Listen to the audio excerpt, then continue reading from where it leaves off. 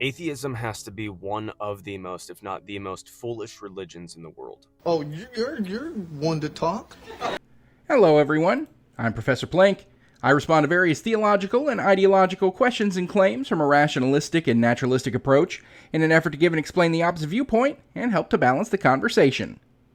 Today we're hearing from a cartheist who goes by the moniker Taco Talks, an apologist who films all of his videos from the confines of his vehicle, where he delves into all of the reasons why he thinks everyone should believe that God is real, that Jesus is the way, the truth, and the life, yada yada yada, and specifically in this video, the foolishness of not believing in that for which there is no verifiable evidence for. But not only that, as the title of this video shows us, he's going to be explaining atheism itself to his audience, as well as why it's wrong. Oh, goody. Because you know you're going to get an entirely accurate assessment and steel manning of a philosophical position from someone who's not only not a member of those who hold that philosophical position, but is abjectly opposed to it.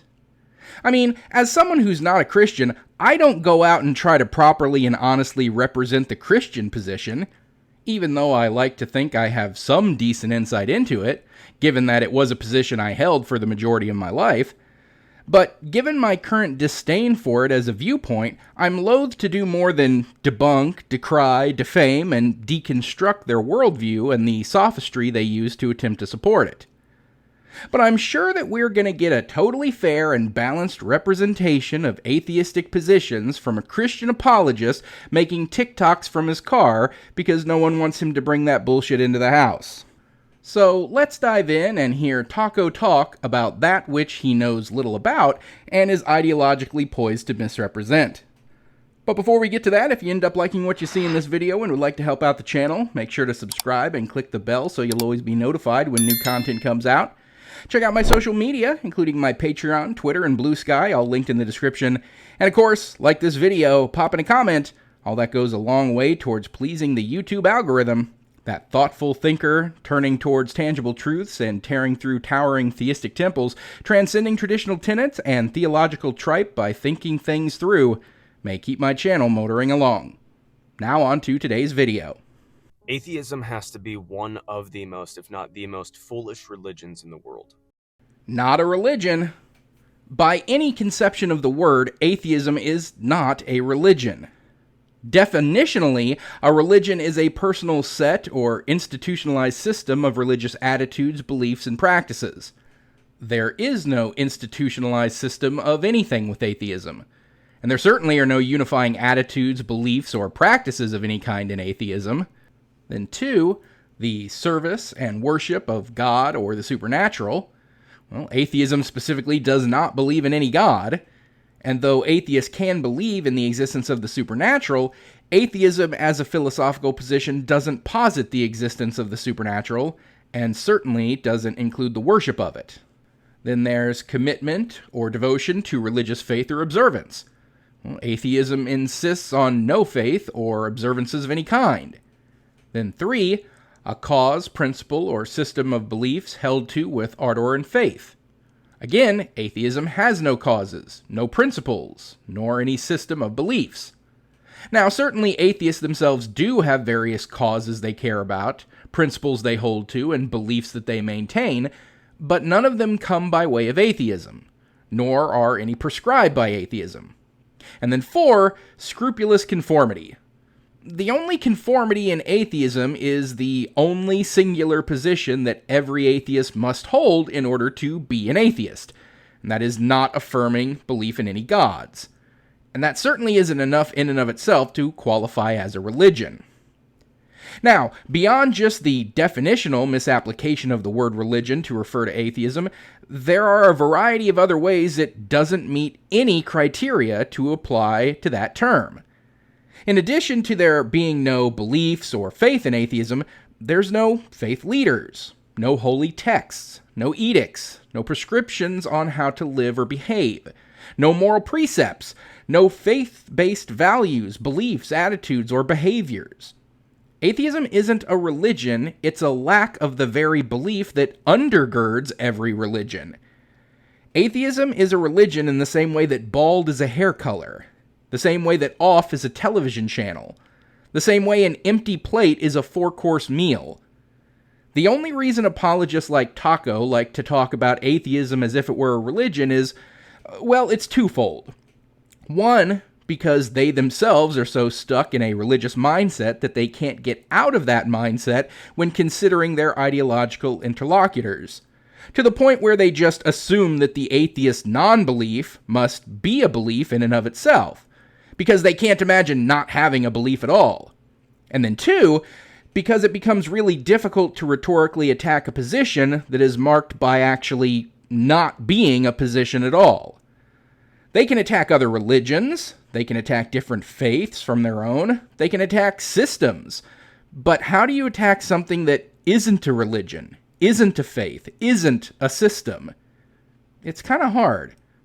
So just assume that atheism is a belief system, just like any other religion, and that makes it so much easier to throw stones at it right from their own glass houses. Unfortunately, the conflating of non-belief with belief, well, That dog won't hunt, Monsignor. Already there's atheists who are wanting to write, it's not a religion, it's the belief in no religion. No, that is not true. Atheism, by definition, is a belief that there is no God. It is not the absence of belief in a God, it is the active belief that there is no God. he said the word definitionally, so let's go to the dictionaries. Disbelief or lack of belief in the existence of God or gods. Nope. Disbelief and lack of belief is not a positive belief. Let's see, what else? A lack of belief or a strong disbelief in the existence of a god or any gods. A philosophical or religion position characterized by disbelief in the existence of a god or any gods. Nope, no belief there either. Britannica, what do you got? Atheism, in general, is the critique and denial of metaphysical beliefs in God or spiritual beings. Nope, critique and denial are not positive beliefs. Well, how about how atheist organizations define themselves? Because, I don't want to get into an appeal to dictionary fallacy. After all, language is ever-changing and is a co-constructed communication medium. Words mean what we decide they mean, and those meanings can shift over time. So let's move away from dictionaries and see how atheist communities self-define. Maybe those evil militant atheists will be upfront in admitting that they actually have a positive belief in the non-existence of God, right? So, atheism.org, they define atheism as, atheism is one thing, a lack of belief in gods. Atheism is not an affirmative belief that there is no God, nor does it answer any other question about what a person believes. It is simply a rejection of the assertion that there are gods. Atheism is too often defined incorrectly as a belief system. To be clear, atheism is not a disbelief in gods or a denial of gods, it is a lack of belief in gods. Okay, well, we can't expect those damn dirty evil atheists to get their own clear positive belief systems right now, can we? So, how about something else? What about the Encyclopedia of Philosophy? I mean, that is the one thing that apologists regularly cite as the gold standard for the definition of atheism, and they have said time and again that the Stanford Encyclopedia of Philosophy clearly and unequivocally state that atheism is the positive belief that no God exists. So let's go there for our definition, huh? It'll surely back up the idea that atheism is a positive belief system. Oops. The Stanford Encyclopedia of Philosophy does have multiple definitions, but it starts off by saying, the word atheism is polysemous. It has multiple related meanings. In the psychological sense of the word, atheism is the psychological state, specifically the state of being an atheist, where an atheist is defined as someone who is not atheist, and a theist is defined as someone who believes that God exists or that there are gods. This generates the following definition: atheism is the psychological state of lacking the belief that God exists. The fact is, you have to stretch, contort, and pretzelize yourself all to hell and back again to try to claim that any standing definition of atheism has it that it is the positive belief that no God exists and cannot be considered anything else. Well, you have to pretzelize yourself, or you could just lie through your apologist's teeth about it. But, I mean, silly me to expect an apologist to be at all honest about his philosophical opposition. So, go on, Taco. What were you lying? Which is absolutely foolish. In Psalm 14 in the Bible, it says that the fool says in his heart, there is no God. In Proverbs 9:10, it says, fear of the Lord is the beginning of wisdom.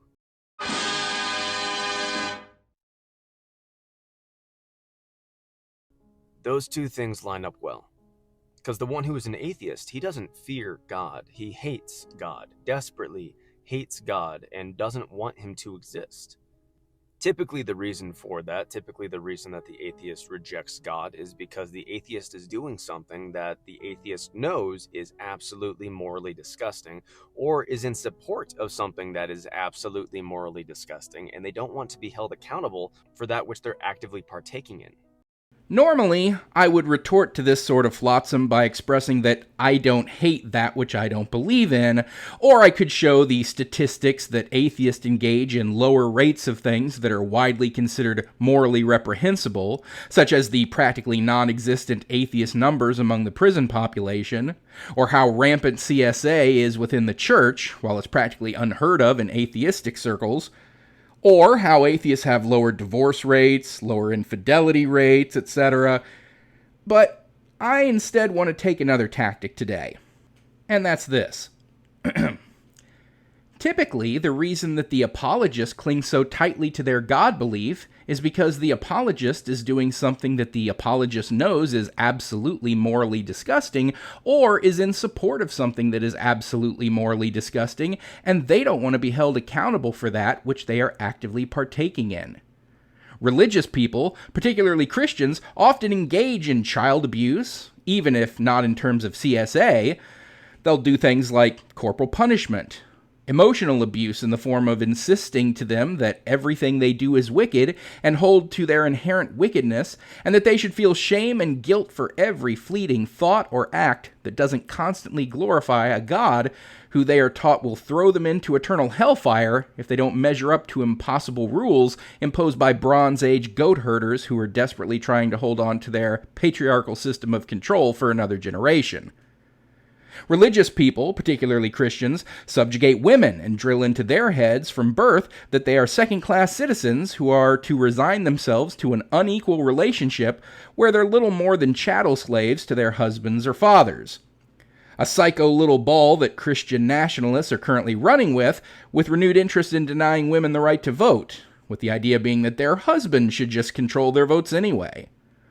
Religious people, particularly Christians, tell everyone else in the world who isn't Christian, or their particular version of Christianity, on a daily basis that they're going to burn in hell for all eternity because they so richly deserve eternal torment for the horrid offense of not being the right religion, or even being the right denomination of the right religion. Taco, I didn't stop being a Christian because I wanted to engage in moral depravity without accountability. I did it, primarily, because I stopped believing in a God that I realized I had no good reason to believe in the first place. But, as far as any change to my behavior, particularly that which had a moral impact, I only became more moral when I became an atheist, not less. Because, as a Christian, I was engaging in, or in support of, all of those things that I just mentioned. The emotional and mental abuse that's perpetrated on children, and adults for that matter, by religious indoctrination and basic Christian beliefs. The support for faith-based initiatives and laws that restrict the basic human rights and dignity of people, all in service to religious beliefs that they themselves may not agree with or believe in. And I held to the general idea that human beings were inherently bad and deserving of eternal damnation, even though I could never explain or rationally wrap my head around why that was. When I stopped believing in God, I did so for rational reasons, not emotional or moral ones, but I was immensely pleasantly surprised by how much more of a moral, caring, empathetic, and ethical person I became when I set aside a system of beliefs that advocated slavery, genocide, human sacrifice, and general bigotry of anyone who was not just like me. And I'm convinced that the religious fervor of apologists like yourself, Taco, is predicated on the nagging little notion sitting in the back of your head at all times that not only are your beliefs flat out wrong, but that you're doing demonstrable harm to individuals in your life, your community, your culture, civilization at large, and the entire world because of your false beliefs. And you don't want to hold yourself accountable for that. So you hide behind your persistent delusion that a God exists who wants you to carry out or support this vast array of disgusting, immoral practices. In short, fuck all the way off with your holier-than-thou crap. But for anyone to actually try to make the claim that they don't believe in God is pretty absurd, for a few reasons. First and foremost, the Bible is absolutely objectively truth. It is amazing. It is impossible that the Bible exists. And yet it does. You must be joking. Absolute objective truth? See, this is the sort of thing where we atheists start having trouble taking you apologists seriously. Look, I would have more respect for you if you were a cafeteria Christian and you pick and chose which parts of the Bible you wanted to hold up as true, and then admit that there were other parts, several parts even, that were bad, wrong, flawed, or never meant by God to be included in the first place, and it was the fallible human authors who loused it all up. But the whole fundamentalist idea that the Bible is the pure, true, absolute, objectively correct Word of God and totally accurate in every part? I mean, let's forget the morally abhorrent bits like the advocacy of slavery or the stuff about a woman having to marry the man who forced himself on her. But what about that one in 1 Kings 7:23 where it gives measurements that show pi to be exactly 3? Is all of math wrong because your holy book is absolute, objective truth? Or the Genesis account of creation, which claims that the earth came first and then the sun and the moon afterward, with the moon being its own light source instead of just reflecting the light of the sun. All of which we know for a fact is not how celestial mechanics work. What about the part that claims that bats are actually birds? Or hey, I know, the part in Exodus where God had to make a second set of stone tablets because Moses broke the first 10 commandments, and then on the second set of 10 commandments, one of them was that the firstborn of every womb belongs to God, and you must redeem your firstborn sons by way of sacrificing a lamb in his place. Did your parents sacrifice a lamb to God when you were born, Taco? Or your brother if you weren't the firstborn? And if not, should your neck therefore be broken? I'm interested in selling my youngest daughter into slavery as sanctioned in Exodus 21:7. She's a Georgetown sophomore, speaks fluent Italian, always cleared the table when it was her turn. What would a good price for her be? My chief of staff, Leo McGarry, insists on working on the Sabbath. Exodus 35:2 clearly says he should be put to death. Am I morally obligated to kill him myself, or is it okay to call the police? And as far as it being impossible for the Bible to exist, a bunch of people who wanted to start a religious offshoot of a pre-existing religion took its holy book and then added a bunch of new stuff to it that would attest to their new religion being correct. So they wrote it. And over the years, other people took the exact same idea and branched off into their different denominations, also altering the crap out of the holy book of the religion so that it suited their specific interests, leading to the literally hundreds, if not thousands, of different versions of the Bible, just in English alone, that exist today. Seems very possible and downright commonplace to me. But Romans chapter 1, verse 18, it tells us that every single person knows that God exists, but we suppress the truth in unrighteousness, meaning it is out of our sinfulness, it is out of our hatred towards God, that we actually deceive ourselves to the level that we actually do believe that there is no God. We make ourselves completely foolish by our sinfulness, by our ignorance.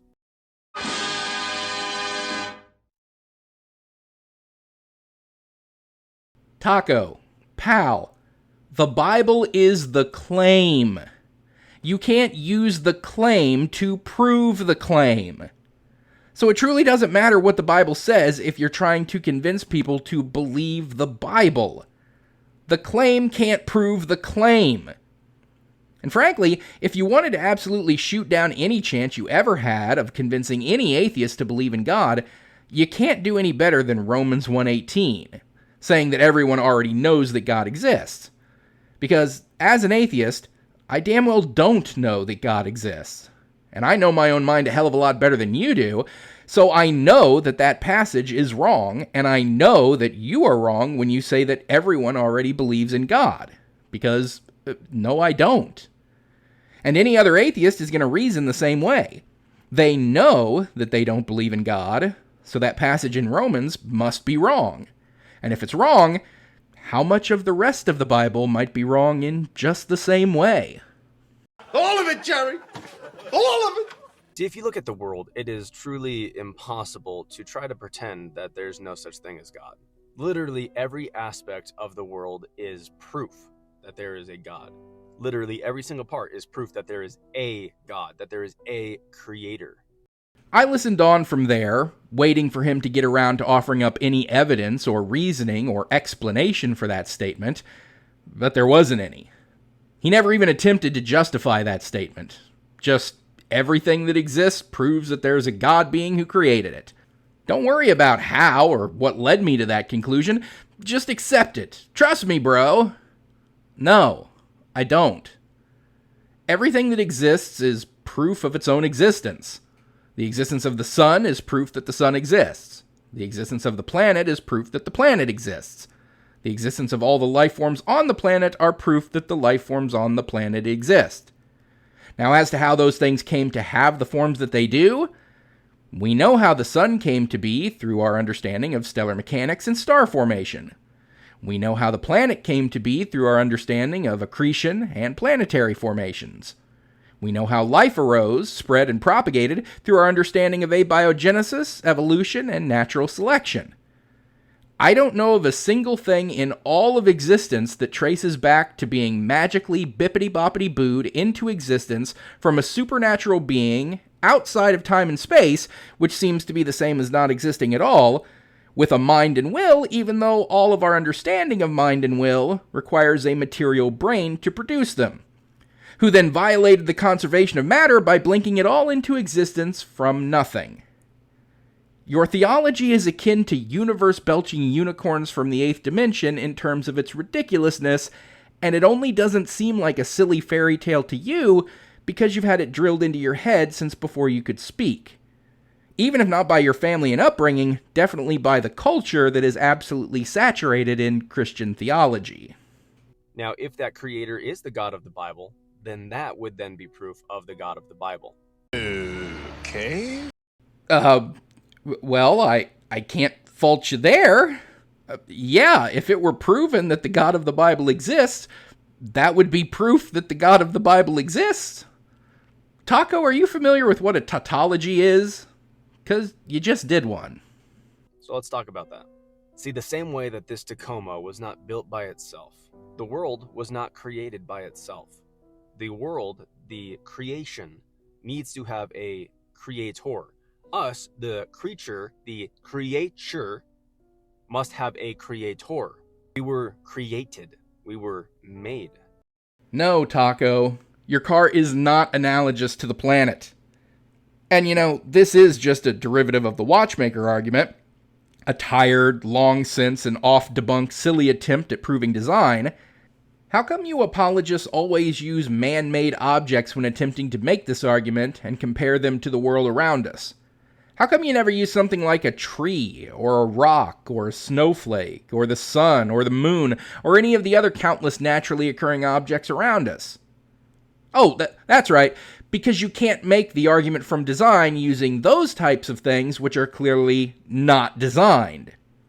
And I don't say that as a bald assertion based on nothing. We know all of those things formed without design and intentionality. We know how stars form through natural forces. We know snowflakes form the way they do as a result of the temperature and humidity. And similarly, we know how the process of accretion works that causes objects in space with mass to be attracted to one another, bind together, and draw in more and more stellar junk through gravity until they form together into planets. And every single other process that led to all the things specific to this planet. The atmosphere, the temperature, the orbit of the planet around the sun, and the development of life. We understand how all of it can be achieved without intent or design, with no intentionality at all, but as a result of the natural forces of the universe acting the way they do and producing the results that they do. And no matter how much we evolve our understanding of such processes, we never come to anything supernatural, nor anywhere near any of the kind of notion that a god was behind any of it. In fact, just the opposite. Whereas mysticism and ignorance used to insist to us that things like the sun and the moon and their movements, or the seasons, or all the various life forms on the planet, in the plant and animal kingdoms, or disease and illness, or death, how they were all completely unexplainable mysteries of the divine, totally and eternally beyond our ability to ever understand or explain. Well, all of that has been dispelled as the nonsense that it is. And the more we've learned about the world and its workings, the more times religion has had to admit to getting things wrong. And the more we've seen that we don't need a god to explain virtually anything. Unfortunately, some of us cling to such flights of ignorance like grim death, because it's much easier to say magic man did magic thing than it is to contend with the literal mountains of scientific data and study that would be required to come to understand the real explanations for our world, isn't it? Now, atheists are basically like parrots. The common response is, how can you hate something that doesn't exist? Exactly. You can't hate something that doesn't exist. That's further evidence that God exists.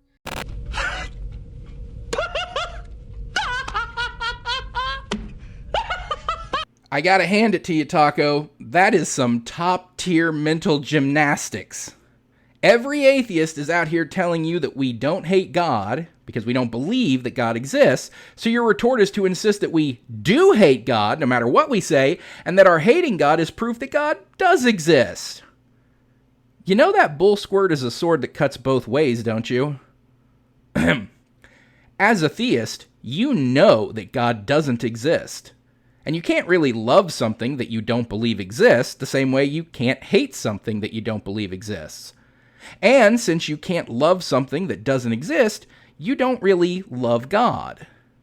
Now, if God did exist, you would love God. But since you don't really love God, despite what you say, that's further evidence that God doesn't exist. There. Just use your same line of reasoning to conclusively debunk the existence of God. I can't believe I never thought of using that line of argumentation against apologists before. Oh, it might be because I'm not a malignant little shit who imposes beliefs and positions on my interlocutors that they don't claim or hold to. But hey, good for the goose, good for the gander, and all that jazz, right? Now, are we just going to rhetorically jerk around, or do you have any substantial arguments to make? But let's talk about something that is absolutely undeniable evidence that the God of the Bible is the real God, is the creator. Oh, undeniable. I'm all aquiver with anticipation. See, in our bodies, we have something called DNA. Now, in our DNA, you have nucleotides that are separated by sulfuric bridges in sequences of 10-5-6-5, 10-5-6-5. Now, Hebrew is a very interesting language. Every letter has a number associated with it to give it a numeric value. So if you look at God's name, YHVH, Yod-He, Wad-He. The Yod is 10. The He is 5. The Va is 6. And once again, the He is 5. Okay, so to start with, if that were even true, it would, at best, be a coincidence. This would be the same line of thinking that all numerology BS is built around. That's the nonsense that assigns numbers to letters and then plays fast and loose with math so that anytime something happens, or it happens on certain dates, or your initials match to numbers, which when added to other numbers thrown in because of vague rationale, turns those numbers into some other numbers, which spells out a code that in some other language means something profound, if you squint and tilt your head sideways. I mean, it would only be a 4-letter sequence that could be interpreted as 4 letters.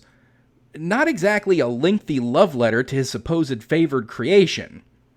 But again, that would only be if it were true, which it doesn't seem to be. The concept of a 10-5-6-5 DNA sequence is not recognized in the scientific community and is considered pseudoscience. The claim that this pattern exists in human DNA to correspond with the Hebrew name for God is a belief rooted in religious interpretation rather than scientific evidence. Basically, the DNA double helix is made of 2 long strands twisted around each other, the double helix, and each strand is a chain of nucleotides in one of 4 nitrogenous bases: adenine, guanine, cytosine, or thymine. The rungs of the DNA ladder are formed by pairs of these bases, where adenine always pairs with thymine, and guanine always pairs with cytosine. The sugar and phosphate groups form the backbone of the strand. There's no chemical or structural component of DNA that corresponds to the numerical sequence of 10-5-6-5, however. This whole thing is a Reddit myth that a number of online Christian slop rags found and ran with. I tried and I couldn't find a single scientific source saying anything about the base pairs in DNA only appearing in a specific 10-5-6-5 sequence. There was, however, a ProPrep article on DNA structure and function that explicitly stated that the term 10-5-6-5 DNA bridges is not a standard term in the context of DNA structure and function. It explains the actual components and functions of DNA, such as base pairs, but makes no mention of this numerical pattern. So yeah, this just seems to be the internet's version of an old wives' tale that Taco found online, didn't bother to check it for its scientific accuracy, and just decided to run with it. So my recommendation for an atheist now is to actually objectively look into it. Do the research, swallow your pride, and actually look into it deeper. You may have grown up in a false religion. Next time, take your own advice. That's exactly what I did. My entire deconstruction was swallowing my Christian pride and doing a deep dive into all of the expressed reasons to believe in God, and finding that not a single one of them held water. And much like your 10-5-6-5 nonsense, you should do a little more of a deep dive rather than glomming on to the first Reddit post or Christian TikTok or apologist propaganda video that pops up in your algorithm and running with it like it's confirmed, verified, unabridged truth just because it conforms with your preconceived notions. So that was Taco Talks and his meandering thoughts on what atheism is and why it's wrong. And it was a total swing and a miss on every one of his statements. He misrepresented what atheism even is, even insisting on a definition that was just not present in any prominent dictionary or encyclopedia. Then he moved on to insisting that he understood the motives and beliefs of every professed atheist better than they do, and that they're all just lying about both believing in God and truly hating God when they claim they don't. Then insisted atheists all just want to sin or support morally reprehensible and disgusting behavior, when that is very largely the purview of the religious far more often than it is of the non-believers. He quoted scripture every chance he got, even attempting to use the Bible to prove the Bible, which is a rhetorical fallacy so batshit crazy, I can't believe so many apologists keep tripping over it again and again and again and again and again. Then he spat a Reddit myth about God's name being built into our DNA without even bothering to fact-check it to see if he was just repeating hogwash spouted on the same kind of Christian TikTok circles that he himself largely appears in, while ironically calling all atheists parrots who just repeat nonsensical BS that they've heard from other like-minded sources, and then encouraged us atheists to swallow our pride and do our own research. You know, the only people who spout that, hey, do your own research guff, are religious apologists, conspiracy theorists, and flat earthers.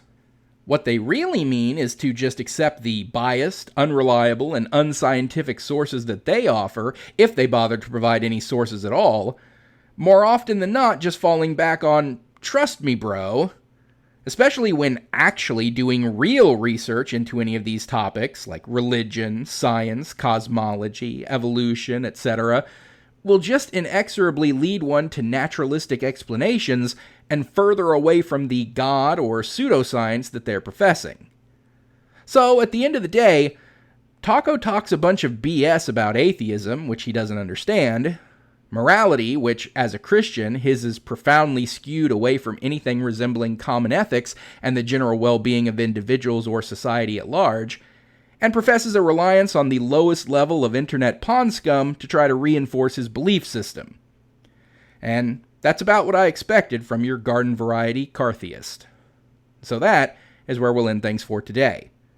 So thanks for watching, everyone. Don't forget to like this video, comment, and subscribe so you'll always be notified when a new video comes out. Check me out on Twitter, Blue Sky, and Patreon if you'd like to support my work directly. My Teespring if you want some Plinky merchandise, all that link below in the description. Special shout out to my most recent super thankers here on YouTube, Salvi Mike and Autumnal Fling. And with that said, until next time, I'm Professor Plink reminding you to keep striving for greater understanding. It's the best way to get wherever you want to go.